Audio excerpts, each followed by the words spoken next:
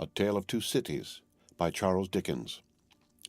Book the Third, The Track of a Storm. Chapter 7, A Knock at the Door. I have saved him. It was not another of the dreams in which he had often come back. He was really here. And yet his wife trembled, and a vague but heavy fear was upon her. All the air round was so thick and dark, the people were so passionately revengeful and fitful, the innocent were so constantly put to death on vague suspicion and black malice, it was so impossible to forget that many as blameless as her husband and as dear to others as he was to her, every day shared the fate from which he had been clutched, that her heart could not be as lightened of its load as she felt it ought to be. The shadows of the wintry afternoon were beginning to fall, and even now the dreadful carts were rolling through the streets. Her mind pursued them, looking for him among the condemned, and then she clung closer to his real presence and trembled more. Her father, cheering her, showed a compassionate superiority to this woman's weakness, which was wonderful to see. No garret, no shoemaking, no 105 North Tower now.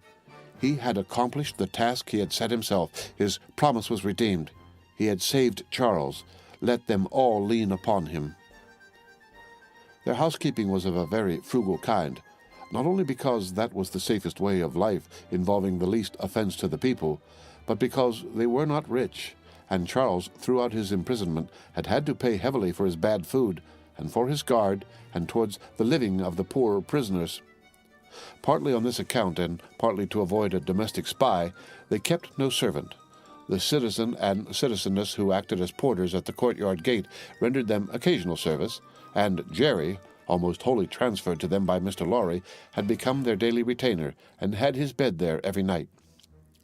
It was an ordinance of the Republic, one and indivisible, of liberty, equality, fraternity, or death, that on the door or door-post of every house the name of every inmate must be legibly inscribed in letters of a certain size at a certain convenient height from the ground. Mr. Jerry Cruncher's name, therefore, duly embellished the door-post down below, and, as the afternoon shadows deepened, the owner of that name himself appeared from overlooking a painter whom Dr. Manette had employed to add to the list the name of Charles Evrémonde, called Darnay. In the universal fear and distrust that darkened the time, all the usual harmless ways of life were changed. In the doctor's little household, as in very many others, the articles of daily consumption that were wanted were purchased every evening, in small quantities and at various small shops.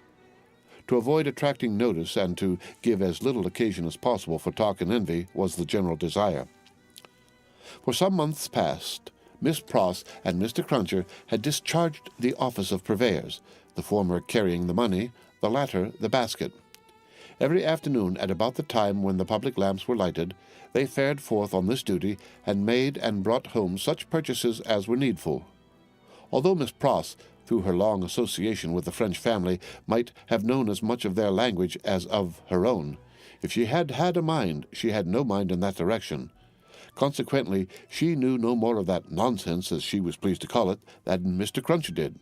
So her manner of marketing was to plump a noun substantive at the head of a shopkeeper without any introduction in the nature of an article, and, if it happened not to be the name of the thing she wanted, to look round for that thing, lay hold of it, and hold on by it until the bargain was concluded. She always made a bargain for it, by holding up as a statement of its just price one finger less than the merchant held up, whatever his number might be. "Now, Mr. Cruncher," said Miss Pross, whose eyes were red with felicity, "if you are ready, I am." Jerry hoarsely professed himself at Miss Pross's service. He had worn all his rust off long ago, but nothing would file his spiky head down. "There's all manner of things wanted," said Miss Pross, "and we shall have a precious time of it. We want wine, among the rest. Nice toasts these redheads will be drinking, wherever we buy it." "It will be much the same to your knowledge, miss, I should think," retorted Jerry, "whether they drink your health or the old un's." "Who's he?" said Miss Pross. Mr. Cruncher, with some diffidence, explained himself as meaning Old Nick's. "Ha!" said Miss Pross. "It doesn't need an interpreter to explain the meaning of these creatures. They have but one, and it's midnight murder and mischief." "Hush, dear. "Pray be cautious," cried Lucie. Yes, I'll be cautious," said Miss Pross, "but I may say among ourselves that I do hope there will be no oniony and tobacco-y smotherings in the form of embracings all round, going on in the streets. Now, Lady Bird, never you stir from that fire till I come back. Take care of the dear husband you have recovered, and don't move your pretty head from his shoulder as you have it now, till you see me again. May I ask a question, Dr. Manette, before I go?" "I think you may take that liberty," the doctor answered, smiling. "For gracious sake, don't talk about liberty. We have quite enough of that," said Miss Pross. "Hush, dear." "Again?" Lucie remonstrated. "Well, my sweet," said Miss Pross, nodding her head emphatically, "the short and long of it is that I am a subject of His Most Gracious Majesty King George the Third." Miss Pross curtsied at the name. "And as such my maxim is, confound their politics, frustrate their navy's tricks, on him our hopes we fix, God save the King." Mr. Cruncher, in an access of loyalty, growlingly repeated the words after Miss Pross, like somebody at church. "I am glad you have so much of the Englishman in you, though I wish you had never taken that cold in your voice," said Miss Pross approvingly. "But the question, Dr. Manette, is there—" It was the good creature's way to make light of anything that was a great anxiety with them all, and to come at it in this chance manner. "Is there any prospect yet of our getting out of this place?" "I fear not yet. It would be dangerous for Charles yet." "Hey, ho hum," said Miss Pross, cheerfully repressing a sigh as she glanced at her darling's golden hair in the light of the fire. "Then we must have patience and wait, that's all. We must hold up our heads and fight low, as my brother Solomon used to say. Now, Mr. Cruncher—" "Don't you move, Lady Bird." They went out, leaving Lucie and her husband, her father, and the child by a bright fire. Mr. Lorry was expected back presently from the banking-house. Miss Pross had lighted the lamp, but had put it aside in a corner that they might enjoy the firelight undisturbed. Little Lucie sat by her grandfather, with her hands clasped through his arm, and he, in a tone not rising much above a whisper, began to tell her a story of a great and powerful fairy who had opened a prison wall and let out a captive who had once done the fairy a service. All was subdued and quiet, and Lucie was more at ease than she had been. "What is that?" she cried all at once. "My dear," said her father, stopping in his story and laying his hand on hers, "command yourself. What a disordered state you are in. The least thing, nothing, startles you. You, your father's daughter." "I thought, my father," said Lucie, excusing herself with a pale face and in a faltering voice, "that I heard strange feet upon the stairs." "My love, the staircase is as still as death." As he said the word, a blow was struck upon the door. "Oh, father, father, what can this be? Hide Charles, save him." "My child," said the doctor, rising and laying his hand upon her shoulder, "I have saved him. What weakness is this, my dear? Let me go to the door." He took the lamp in his hand, crossed the two intervening outer rooms, and opened it. A rude clattering of feet over the floor, and 4 rough men in red caps, armed with sabres and pistols, entered the room. "The citizen Avremont, called Darnay," said the first. "Who seeks him?" answered Darnay. "I seek him. We seek him. I know you, Avremont.